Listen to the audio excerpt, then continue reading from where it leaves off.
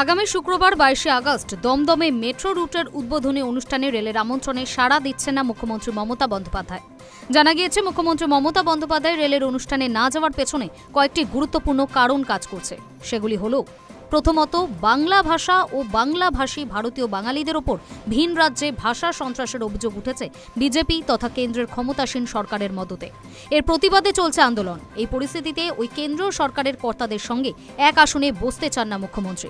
বাংলার প্রতি আর্থিক বঞ্চনার পাশাপাশি এখন ভাষা সন্ত্রাস চলছে কুৎসিতভাবে। দ্বিতীয়ত, রেলের এই প্রকল্পগুলি সবই রেলমন্ত্রী থাকাকালীন মমতা বন্দ্যোপাধ্যায়ের পরিকল্পনা করা।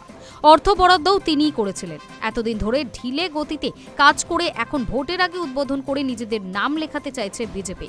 সেখানে স্রেফ একটা চিঠি পাঠিয়ে রুটিন আমন্ত্রণ করা হয়েছে মুখ্যমন্ত্রীকে। বাংলায় রেলের অনেক বড় বড় কাজ মমতা বন্দ্যোপাধ্যায় করেছেন। মানুষ সেসবের সুফল পাচ্ছে।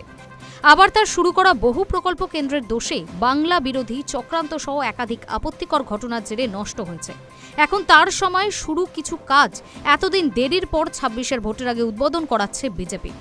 তৃতীয়ত, এর আগে সাংবিধানিক পদকে সম্মান দিয়ে কেন্দ্রীয় অনুষ্ঠানের আমন্ত্রণ গ্রহণ করে উপস্থিত ছিলেন মুখ্যমন্ত্রী। কিন্তু বিজেপি সমর্থকরা সেখানে সরকারি অনুষ্ঠানকেই পরিকল্পিতভাবে বিশৃঙ্খলা, অপমানজনক আচরণ করেছিলেন।